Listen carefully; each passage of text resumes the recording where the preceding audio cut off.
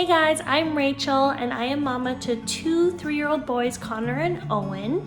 If you've watched my previous videos, you may or may not remember that my son Connor was referred to speech and occupational therapies at around 18 months old. He wasn't meeting certain speech and behavioral milestones for his age. So I just wanted to update you guys on that and share our experience so far. So we've been meeting with our speech and occupational therapist, or STOT as sometimes we like to call them, for every month virtually since Connor was about 18 months old. We focus on building his strengths as well as we come up with ideas and really focus on how we can support him in his areas of development. Shortly after we started our therapies, our ST asked if she could complete a little questionnaire known as the MCHAT or the MCHAT-R to determine if Connor was potentially at risk for autism or ASD, autism spectrum disorder. The MCHAT-R is a special screening tool that is officially used for toddlers to determine if further evaluation is needed. It's about 20 questions. You can read more about it or even find the screener for free online.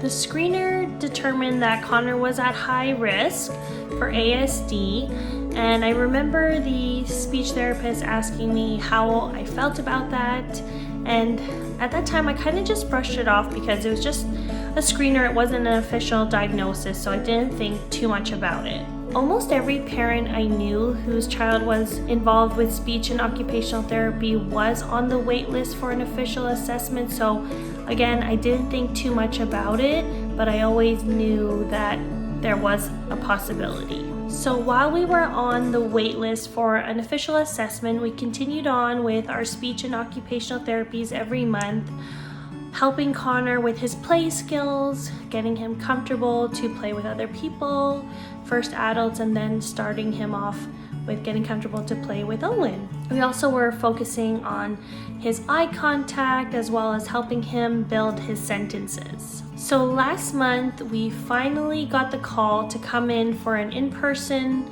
appointment to meet with a developmental pediatrician for our official autism assessment. The doctor was really friendly and she seemed really familiar with Connor's development, and she had fully read all of his reports from ST and OT. She played with him some activities. She had some toys and specific games. She played with him for her assessment, and after 2.5 hours, she said to me, "I am comfortable to diagnose Connor with ASD." She explained that even though Connor had a lot of advanced skills and interests compared to other children his age that were on the spectrum, the common characteristics were very obvious to her. Mostly social behaviors like difficulty making eye contact, difficulty not looking at what you're pointing to, difficulty responding to his name, and difficulty with imaginative play.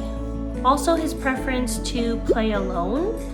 Even though he would tolerate her having a turn, they weren't really playing together. Again, immediately after, I was asked how I felt about the situation. I tried to be tough and say something like, it doesn't matter what he's diagnosed with, as long as you can help me support him, that's all I care about. She then went into information overload to let me know all the resources available to me and the programs that we needed to start looking into. But then when we got home, the fear started to overcome me. And thinking back, there were crazy thoughts about how maybe Connor wouldn't be able to go on adventures. Maybe he wouldn't be able to be in a relationship. Maybe he wouldn't be able to support himself or live on his own. Crazy things like that. And then I thought about something the doctor said to me that has been giving me peace and something that I've been keeping in mind ever since. And she said that Connor will be able to do a lot of things. He'll just do them differently. And of course, I know there are people all over the world with autism who lead happy and fulfilling lives, and that is all we can hope for Connor. So that is the update. This is where we are. We're learning more and more about autism.